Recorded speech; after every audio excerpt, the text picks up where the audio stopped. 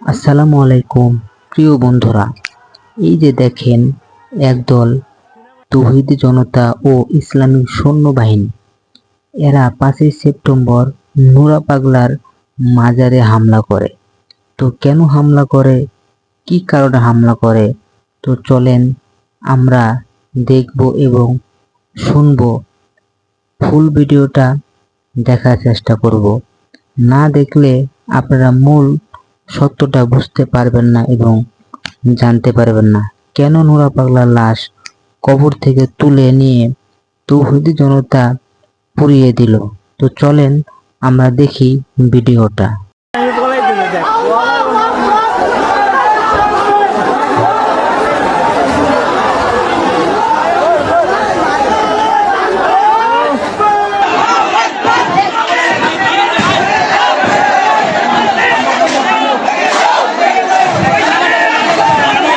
প্রিয় বন্ধুরা, এই যে দেখেন ইসলামিক সৈন্যবাহিনীরা কিভাবে একটি কবর খুঁড়ে ফেলছে।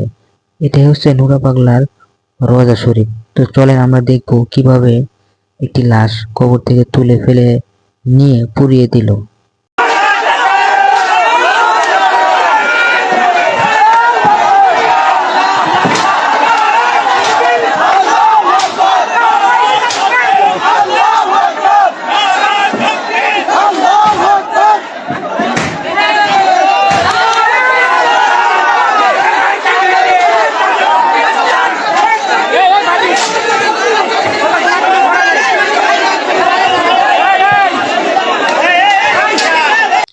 হ্যাঁ বন্ধুরা, এই নুরা পাগলা 23শে আগস্টে মৃত্যুবরণ করেন এবং 5ই সেপ্টেম্বর তার বাড়িতে তৌহিদি জনতা জুমার নামাজের পর হামলা শুরু করে।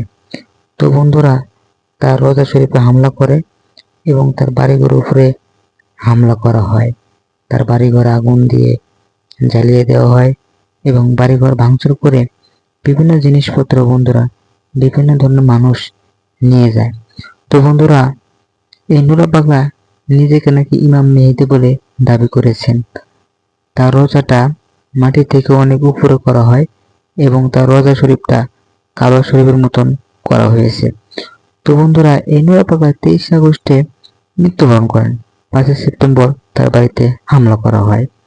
তো এই 15 দিনে বন্ধুরা তার দেহটি কিছুই হয়নি। এটা বড় আশ্চর্যের বিষয়। তো আপনারা নিশ্চয়ই কমেন্টে জানিয়ে দিবেন এটা কি ঠিক হয়েছে নাকি ভুল হয়েছে। হ্যাঁ বন্ধুরা, আমার দেখা এই বাংলাদেশের প্রথম ইতিহাস একটি মানুষের দেহ কবর থেকে তুলে নিয়ে পুড়িয়ে দিল। তো বন্ধুরা, আমার এই চ্যানেলটিকে অবশ্যই সাবস্ক্রাইব করবেন এবং বিভিন্ন সুন্দর ভিডিও পেতে এবং ট্রাভেল ভিডিও পেতে এবং দর্শনীয় ভিডিও পেতে অবশ্যই আমার চ্যানেলটিকে সাবস্ক্রাইব করবেন।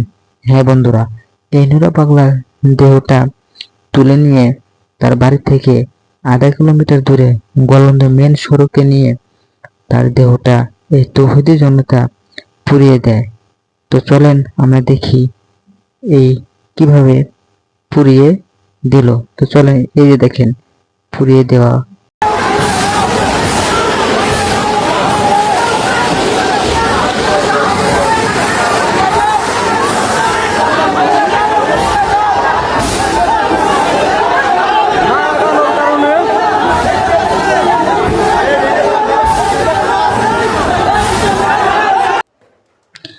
হ্যাঁ বন্ধুরা, এই যে দেখেন তার বাড়িঘর উপরে হামলা করা হয়েছে। শুধু তার মাজার ভেঙে তার দেহটা নিয়ে যাওয়া হয়নি, বরং তার বাড়িঘর উপরে হামলা করা হয়েছে। এই নুরা পাগলা মূলত গোয়ালন্দ রাজবাড়িতে তিনি জন্মগতভাবেই তিনি অবস্থিত। এই নুরা পাগলার বাড়ি গোয়ালন্দ রাজবাড়িতে অবস্থিত। এই যে দেখেন কে কিভাবে যে যার মতো গনিমতের মাল মনে করে নিয়ে যাচ্ছে। এটা কি ঠিক হয়েছে? রোজা ভাঙার কথা ছিল, কিন্তু বাড়িঘর ভাঙচুর, বাড়িঘর লুটপাট, এটা একদম ঠিক হয়নি। মানুষ মারা গেছে, যদি তার জীবনে অন্যায় করে থাকে তার জীবনে যদি শিরিক করে থাকে, তার জীবনে যদি ভণ্ডামি করে থাকে, তার জীবনে যদি কোনো ধরনের কুফরি করে থাকে, সরাসরি বহির্ভূত করে থাকে, সে যদি একদিন করে থাকে, 1 মাস করে থাকে, আপনি মুসলমান হিসেবে দরকার ছিল বাংলাদেশের প্রচলিত আইনে তার বিরুদ্ধে ধর্ম অবমাননার মামলা করে তাকে গ্রেফতার করানোর কথা বলেন, ঠিক কিনা? কিন্তু সেই নুরা পাগলা যখন মারা গেল, কবরের ভিতর থেকে আপনারা তাকে লাঠি দিয়ে আঘাত করে করে কবর খুঁড়ে তার লাশটাকে বের করলেন। বের করার পরে তার লাশকে নিয়ে উল্লাস করেন, আল্লাহু আকবার, নারায়ে তাকবীর, আল্লাহু আকবার স্লোগান দিয়ে দিয়ে আপনারা সেই লাশটার মধ্যে আগুন ধরিয়ে পুড়িয়ে, আপনাদের জীবনে কোনোদিন দেখেছেন কোন কবর থেকে লাশ তুললা, মুসলমানের লাশ তুললা আগুন